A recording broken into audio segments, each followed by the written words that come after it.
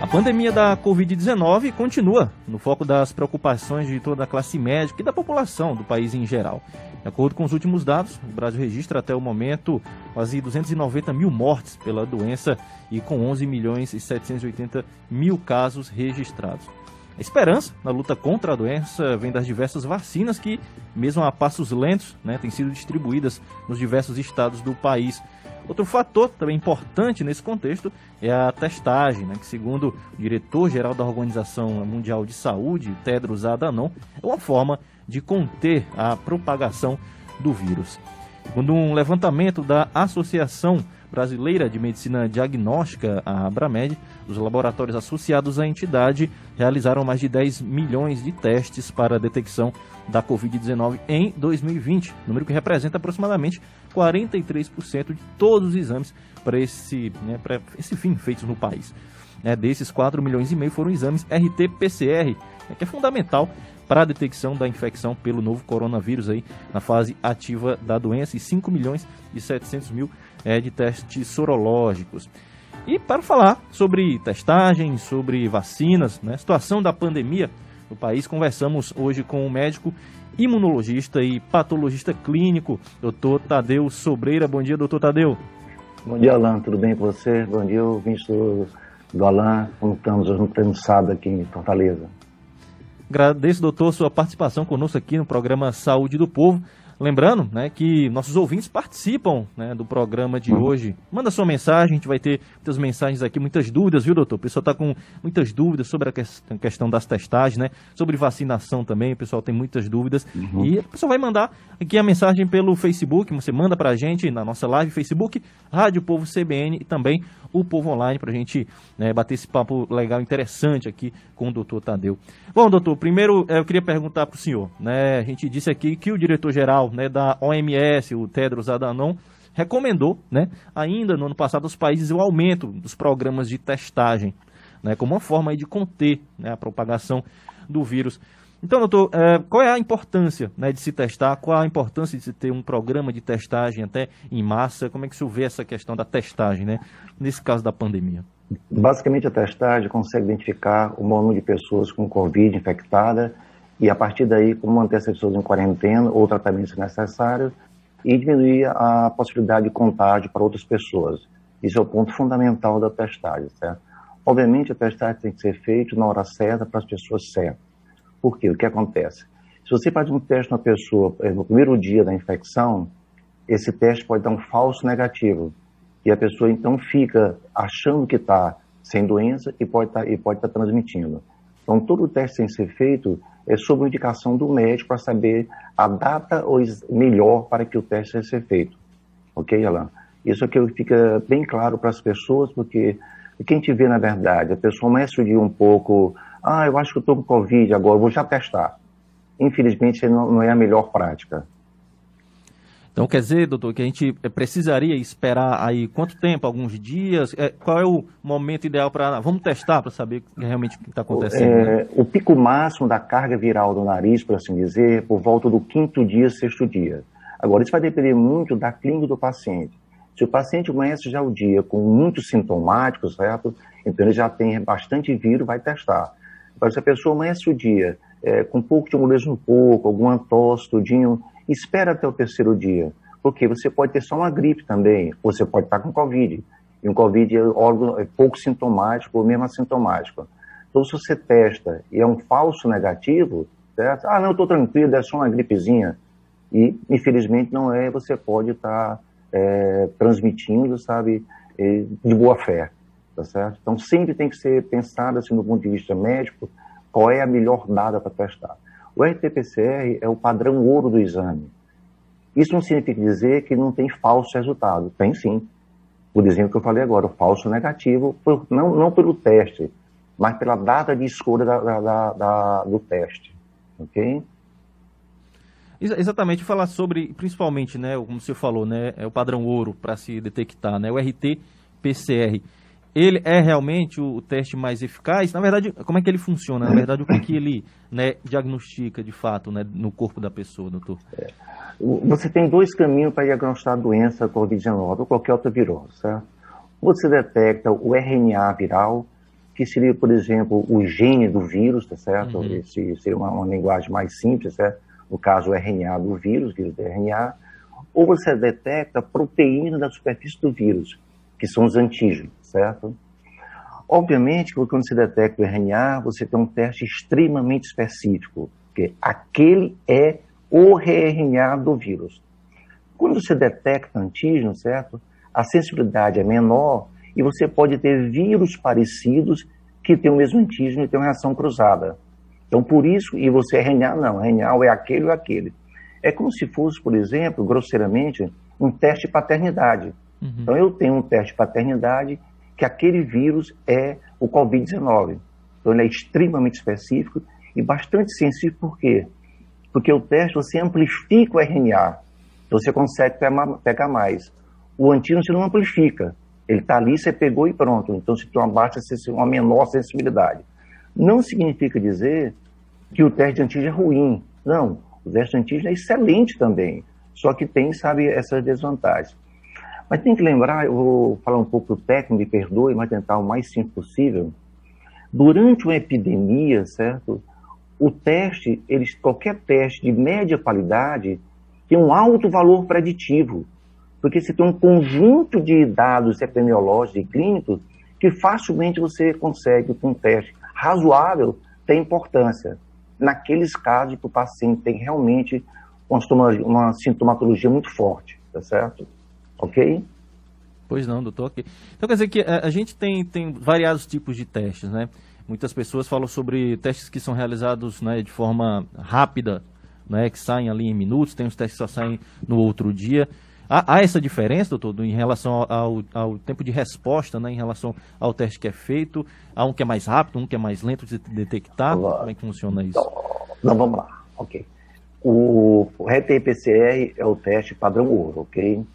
Esse teste PCR ele tem realmente um tempo de processamento mais demorado. Existem outros testes tipo PCR, certo? Vou chamar assim. Por exemplo, tem um teste chamado ID-Now, que é da Abbott, que o resultado do teste sai em 12 minutos. É um teste extremamente rápido, tá certo? Entendeu? E ele tem uma acurácia, digamos assim, de próximo a 98%, 97% do RT-PCR clássico, tá certo? Estou colocando um caminho dos exames, certo? Esses exames de PCR ou PCR tipo PCR, no Brasil, são todos feitos em laboratórios, ok? Vocês têm que fazer no laboratório. Agora, em alguns outros países, não, já tem alguns PCR que você pode fazer em casa. No Brasil, não, e estão se tentando liberar alguns, sabe, em casa, sabe, ou em outros locais. O teste de antígeno, não. O teste de antígeno é um teste que necessita uma tecnologia mínima. Muitos deles apenas de leitura visual. Você põe o suave nasal, põe lá no kit, né, e visualiza se é positivo ou negativo. Extremamente fácil. Isso não significa dizer que é um teste ruim. Não, é um teste bom. Óbvio que uma sensibilidade e uma especificidade algo menor do que o RT-PCR. Então, existe, sim, por exemplo, indicações claras de você fazer apenas um antígeno. Existem indicações que obrigatoriamente tem que ser feito o RT-PCR. Ok? Então, não são coisas diferentes, procurando coisas diferentes e que têm acurácias diferentes. Por exemplo, vou dar só um exemplo aqui para ficar assim. Se um paciente é sintomático, está com 3, 4 dias de doença, ele vai a um hospital, certo? Ele tem uma saturação neutrino baixa. Ele claramente ali pelo estômago dele, ele tem Covid, tá certo? Será que precisa um RT-PCR? Ou será que eu consigo diagnosticar como antígeno? Entendeu? Isso tem custo também. Então, talvez a gente possa pensar nessa situação específica, é uma possibilidade para o corpo médico do hospital decidir se vai ser uma opção fazer o RT-PCR ou se satisfaz com o antígeno, que é rápido, 10 minutos, 15 minutos, tá certo? E, caso seja negativo e o médico continua com a suspeita que é Covid, ok, nesse negativo fazer um RT-PCR. Então, isso é uma maneira de fazer as coisas, tá certo? Eu vou dar um exemplo, ok? Exemplo não significa dizer que eu estou sugerindo. Eu tenho medo de falar as coisas assim, ele diz que tem que fazer. Não estou dizendo nada, estou colocando exemplos, ok? No hospital da Universidade da Virgínia, a VCU, eu tenho um amigo de lá, ele estava me comentando que os radiologistas do hospital fizeram uma reunião e colocaram que discutir a possibilidade de não fazer tomografia nos pacientes que iam se internar. Eles achavam que talvez fosse desnecessária a tomografia, porque o dado clínico era muito mais forte. Okay? Quer dizer, é uma decisão do corpo clínico desse hospital. Eu não estou preconizando que faça-se isso. Estou preconizando que é possível essa discussão de você ter coisas, um ajuste de teste para cada paciente, em cada hospital, em cada cidade. E não ter um plano único para todo mundo. Pois não. Não sei se eu fui claro. Sim, exatamente. Importantes informações que o senhor passa aqui. A gente vai continuar daqui a pouco a nossa conversa aqui, doutor.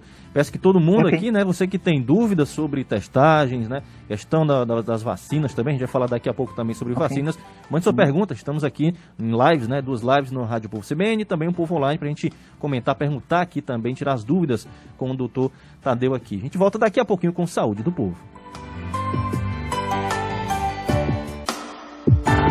Saúde do Povo.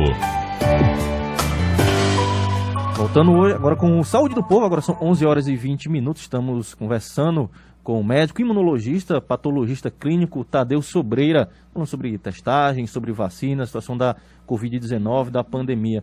Bom, doutor, a gente falou aqui da questão dos testes, né? As pessoas, muitas pessoas querem saber, por exemplo, a questão dos preços, né? Há testes que são caros, os testes são caros, há testes que são mais baratos. Se há pesquisa de como baratear esses testes, né, para que mais pessoas possam ter acesso, como é que se dá a questão dos preços desses testes, doutor? Como é possível até ser mais acessíveis, né, para a população? Como é que você pode falar sobre isso com a gente? A questão de formatação de preço depende basicamente de demanda e de oferta, ok? O mercado, é lei de mercado. No princípio da epidemia, os custos dos testes rápidos estavam absolutamente caros, tá certo? Eram absurdos, tá certo? Hoje os preços caíram bastante, me parece, eu não sou uma pessoa de mercado, que deve ser, em termos de antígeno, que devem estar circulando em torno de R$70, R$80, ou seja, abaixo de R$100, tá certo? É possível que, com o progredir da testagem, talvez ainda caia mais, tá certo? E me parece que no começo da epidemia chegava a R$200, enfim, sabe? Então, na verdade, no começo houve uma explosão de testes, tá certo? E o pessoal na aflição, enfim, e provavelmente houve assim, um exagero na formatação de preços, tá certo? Os testes de RT-PCR também, no começo, chegaram a um preço, sabe, sei lá, 450, sabe, R$500. Agora as coisas estão se ajustando e devem ficar por volta de R$300, tá certo?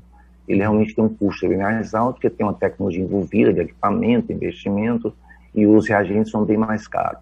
Então eles devem estar hoje em dia por volta de R$300 e poucos, um pouco mais, um pouco menos.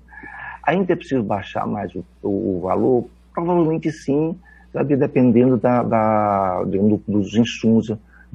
Também quando vai haver uma hora que o equipamento já foi, digamos, pago, então você consegue baixar mais um pouco. Obviamente tem teste mais caro, por exemplo, esse teste rápido, certo? Você tem a capacidade de fazer apenas um teste cada vez. Então você tem um teste cada vez, você tem um custo mais alto, no caso do RT-PCR rápido, certo? Mas que também, obviamente, é possível baixar. Esse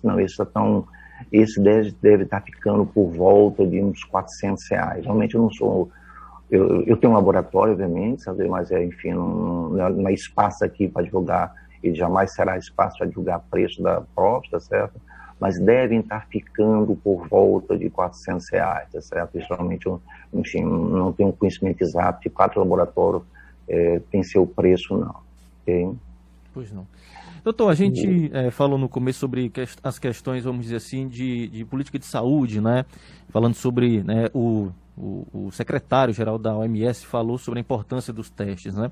É possível dizer, afirmar, doutor, que nós teríamos aí menos casos, né, do que o registrado hoje, né, chegando a mais de 11 milhões. Se o Brasil tivesse adotado um programa de testes, né, efetivo, né, no ano de 2020, haveria um impacto na redução desse número de contágios que a gente está tendo hoje, doutor? É provável que sim. Na verdade, o controle da epidemia tem várias coisas a ser feitas. Uma delas seria essa, pela identificação de casos, certo? Identificou o caso, separa o caso. Se você me perguntar, A gente sabe quantos casos de Covid teve no Brasil? Com certeza não se sabe. Até porque você não consegue, com certeza, a falha de notificação dos testes positivos feito em milhares e milhares de pontos de teste do Brasil. Você não tem ideia de quantos locais de testes são feitos no Brasil. Então, existe claramente uma subnotificação. Além disso, sabe, muitas pessoas não testam. Porque, bom, eu sou um cliente, sabe, meu irmão tem Covid na minha casa, minha mãe tem Covid na minha casa, eu estou com sintoma de Covid. Como é que eu penso? Será que eu preciso gastar esse dinheiro para ir comprar, para fazer o teste? Se eu tenho certeza que eu estou com o teste, então realmente isso vira subnotificação, tá certo? A não ser que o teste fosse, digamos, plenamente pago pelo governo. Então eu vou lá e faço.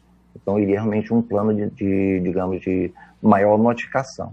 Mas tem que ter entendido, sabe, que se um paciente, sabe, tem uma renda onde isso vai impactar na vida dele, por que essa pessoa vai gastar aquele dinheiro apenas para notificar? Se nem notificado vai ser. A gente tem que pensar como a pessoa é e adequar a vida dela. Quer dizer, é impossível no Brasil você exigir que todo paciente com suspeita de Covid vá fazer um teste. Não, isso pesa no orçamento dele. E muitas vezes ele tem certeza pela situação da casa que ele tem 3 irmãos com Covid. Por que eu preciso fazer o teste se eu estou com sintoma? Então isso tem que ter entendido também no aspecto não de criticar o povo. O povo não está errado, não. O povo, eu também faria isso, certo? Lógico que eu faria isso, certo? Certo, doutor. A gente quer falar um pouco também, doutor, aqui, né, mudando um pouco ainda dentro da questão da pandemia, sobre a questão dessas variantes, né? A gente preocupada sobre as variantes. O que se sabe, né, até agora sobre essa questão das variantes, né? Como é que se dá, né, a mutação, né, desses vírus, né, e como isso afeta realmente, vamos dizer, a propagação da doença, doutor? A mutação viral é quase que uma constante nos vírus, certo? Todo vírus sofre mutação. Alguns dos mutantes, por assim dizer, sabe, eles não são viáveis. O que significa não são viáveis? Ele não consegue fazer o seu ciclo de replicação no homem. Por exemplo, o local do vírus que seria entrar na célula humana, ele tem um defeito, por assim dizer. Então ele entra na célula humana, ele desaparece, tá certo? Outros mutantes, certo? Não, tem a capacidade de continuar a sua replicação viral, e aí são chamadas variantes que a gente conhece, tá certo? Mas tenha certeza que toda hora está havendo um mutante. Do mesmo jeito que nas nossas células humanas, todo dia surgem mutações nas nossas células. E elas morrem, tá certo? Porque elas não são adequadas, não têm, digamos, a capacidade de se manter. Mas nós todos só temos mutações todos os dias, de maneira grosseira de dizer, tá certo? Infelizmente, algumas mutações têm uma capacidade maior de contaminação e outras podem ter a capacidade maior, uma maior morbidade, uma capacidade maior de causar doença, ok? Agora, a pergunta, na verdade, que talvez tenha por trás disso é como controlar ou como evitar que essas mutações, né, nos atinjam, tá certo? Na minha cabeça, só tem uma maneira, é você ser o mais rápido possível na contenção da epidemia, para, digamos, não dar tempo de surgir as variantes, tá certo? E a única maneira que se tem, que eu vejo, sabe, é o quê? Vacinação em massa. Deixa eu comentar uma coisa aqui. Se você for ver a história das epidemias, tá certo? Só houve 2 maneiras de combate às epidemias, somente 2. A mais frequente, até pela falta de tecnologia, é quando a sociedade se cansava de tanto sofrimento, sabe? E olha, eu não vou morrer porque de fome eu não posso ficar trancado. E aí se expunha, sabe, a epidemia, morria muita gente, tirava a imunidade de rebanho e acabava a epidemia. Isso é uma coisa do século atrasado. A outra foi o surgimento das vacinas. Então, as vacinas realmente controlam a epidemia. Então, se você quer um caminho para parar, para dar um fim na epidemia, tá certo? E das variantes, só tem um: vacinação rápida. Esse é o caminho. Sem isso, outra coisa não existe. Exato. Pois é, doutor. Inclusive, nós vamos falar na volta, né, sobre a questão das vacinas. Não tem dúvidas aqui sobre vacinação e as vacinas. A gente vai para o repórter CBN. Daqui a pouco a gente volta com mais Saúde do Povo. Saúde do Povo.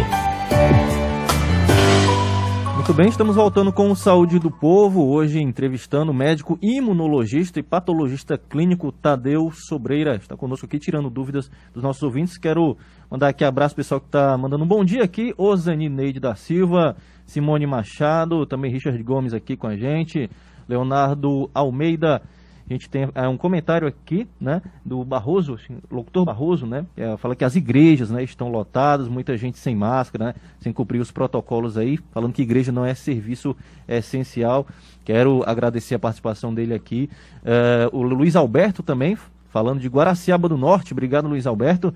Tem um comentário do Flávio Silva Alves.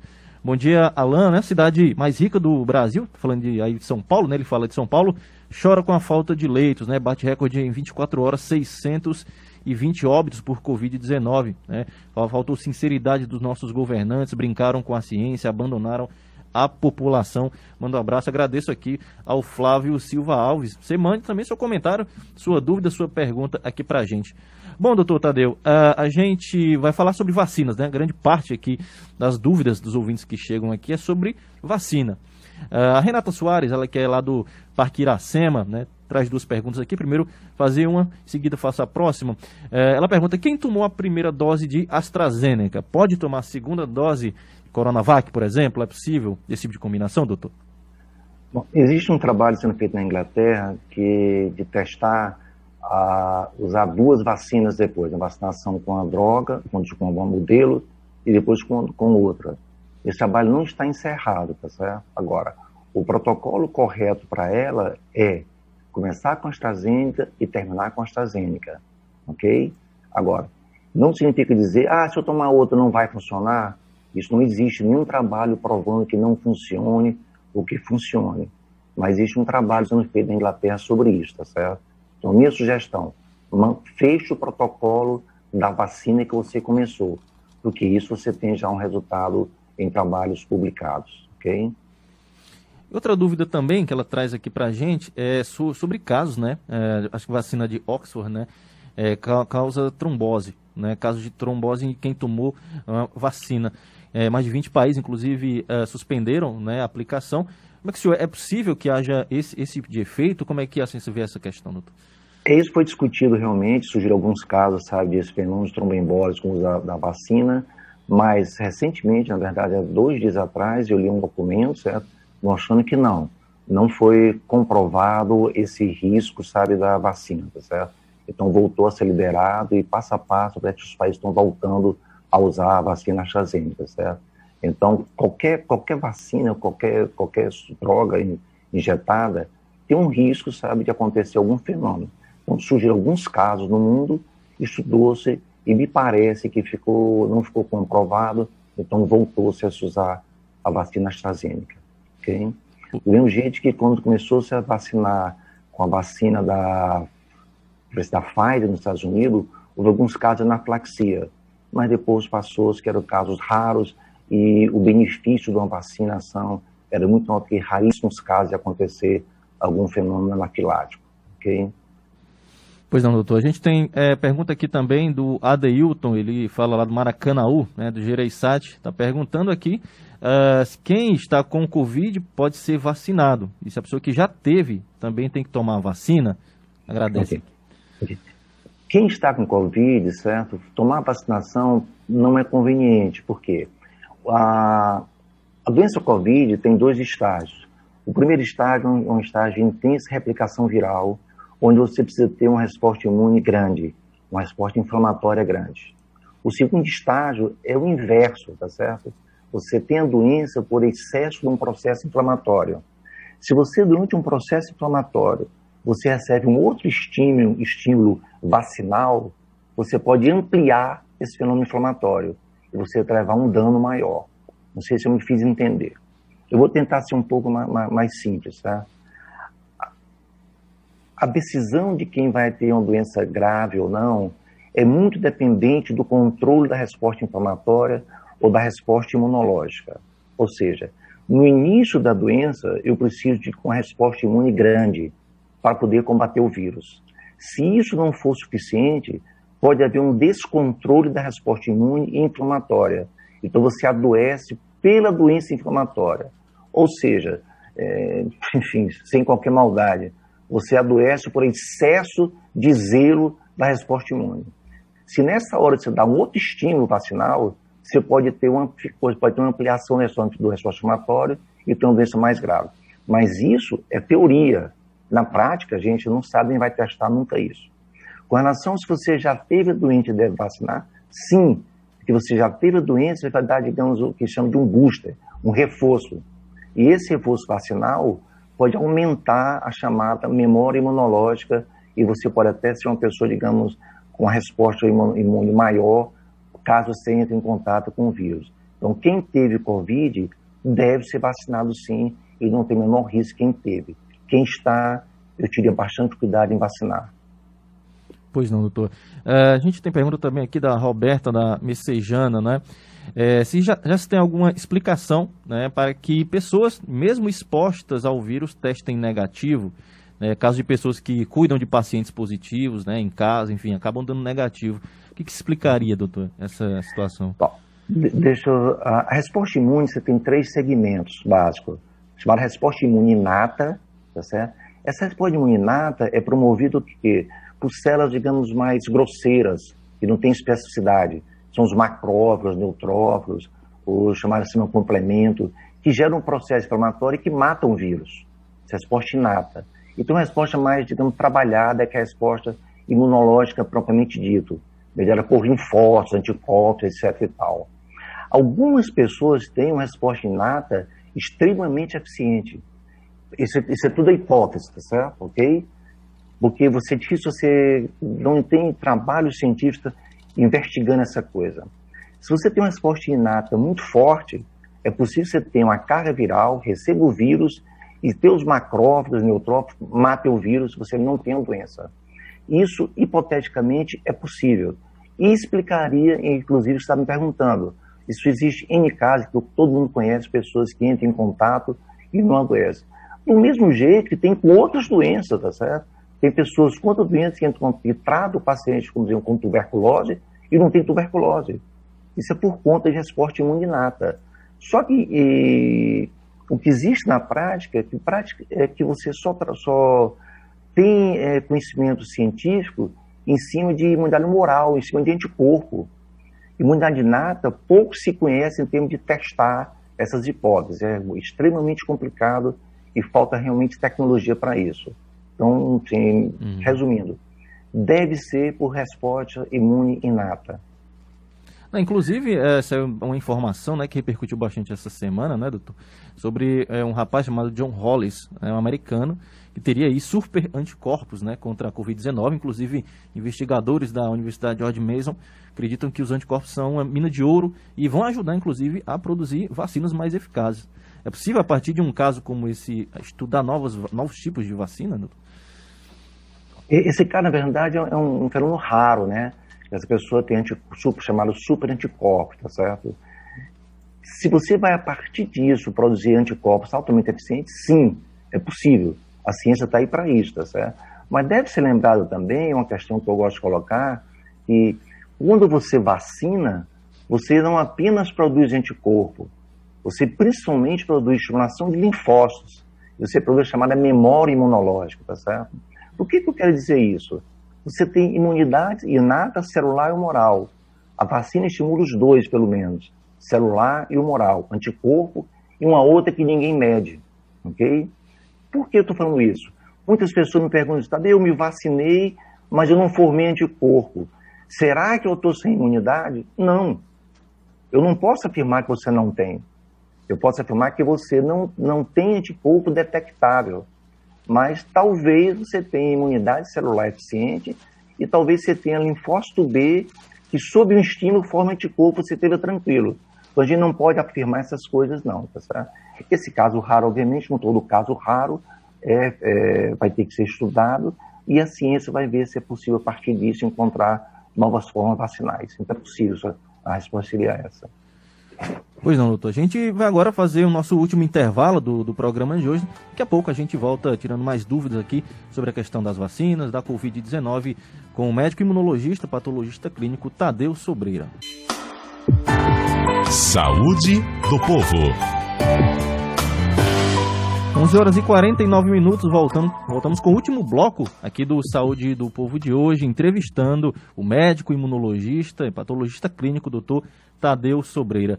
Bom, doutor, tem pergunta aqui sobre questão de tratamento preventivo, né? Muito se discute sobre tratamento preventivo. A Sheila, né, que é ela da Cidade dos Funcionários, pergunta: existe algum tratamento preventivo para quem apresenta sintomas? Ano passado, ela relata aqui que iniciou, né, a questão da pandemia, eram prescritos aí alguns medicamentos, né, nos postos de saúde, né, quando se apresentava algum sintoma, mesmo sem o teste, né? Hoje já há relatos de que já não são mais prescritos, né? Só aí no caso de pirona, loratadina. Existe esse tratamento preventivo, doutor? Como é que se considera dentro do Campânica essa questão? Na verdade, eu pergunto sempre sobre tratamento precoce, ok?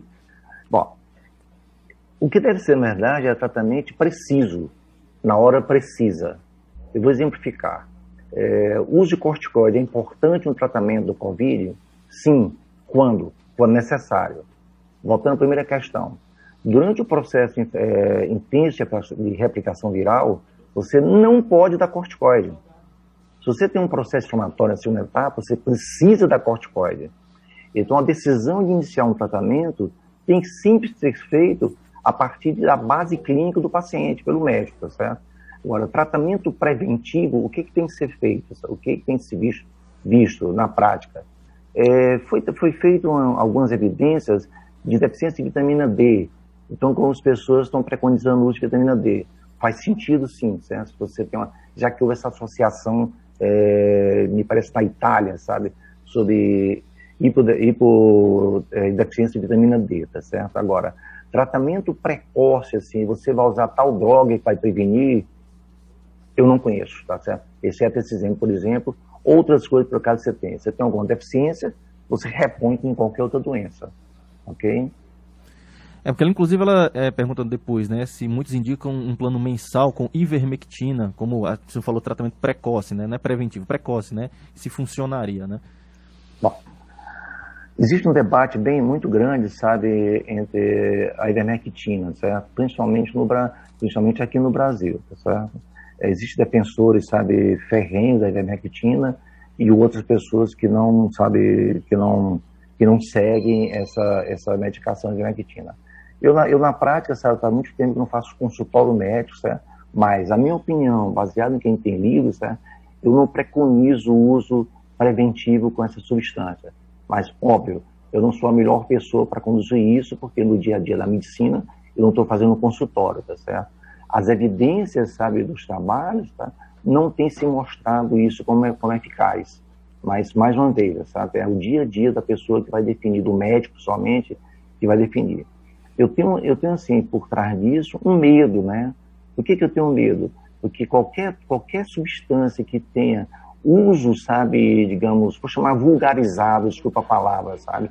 O uso indiscriminado por automedicação é perigoso, certo? Eu tenho o maior receio de você preconizar e vulgarizar o uso de qualquer medicação sem um controle médico. Porque a automedicação, além de não ter controle, sabe, quando muito difundido, a qualquer momento, além de você não ter controle sobre efeitos colaterais, certo? A pessoa pode ter a grande confiança que com aquilo eu vou ficar curado e só procurar o serviço médico no estágio mais avançado da doença, tá certo? E aí o paciente vai chegar mais grave. Então esse é meu medo com qualquer substância A, B, C, D, o que seja. Ou seja, eu sou contra a automedicação, principalmente de uso, sabe, indiscriminado. Todo mundo tem na sua casa um comprimido tal, e se eu tiver cedo, deixa eu tomar esse remédio.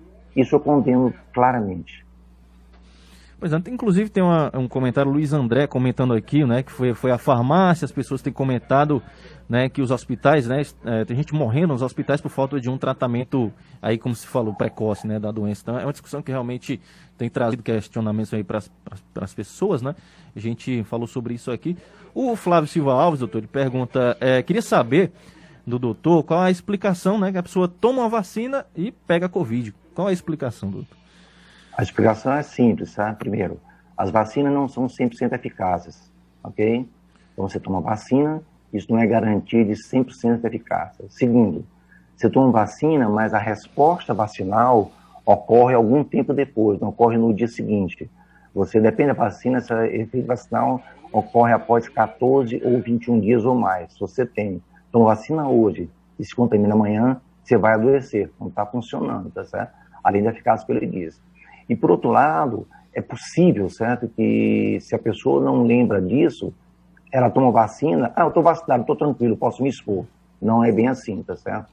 Vacinação não significa 100% de segurança, com nenhuma vacina do mundo. Não sei se eu fui claro para vocês. Sim, sim. Com certeza, doutor. Quero aqui agradecer, doutor. Infelizmente, nosso tempo já acabou, né? Programa muito bom, muitas perguntas aqui, tinha outras para fazer, mas infelizmente nosso tempo termina. A gente já termina aqui o Saúde do Povo de hoje. A gente entrevistou, né, o médico imunologista, patologista clínico, doutor Adeus Sobreira. Obrigado, doutor, pela sua participação. Muito obrigado. Espero ter contribuído um pouco com o programa, com os participantes do programa, sabe? E sempre à disposição de você, Alanda, e das pessoas. Bom dia, um bom final de semana. Obrigado, doutor Tadeu. Vamos ficando por aqui.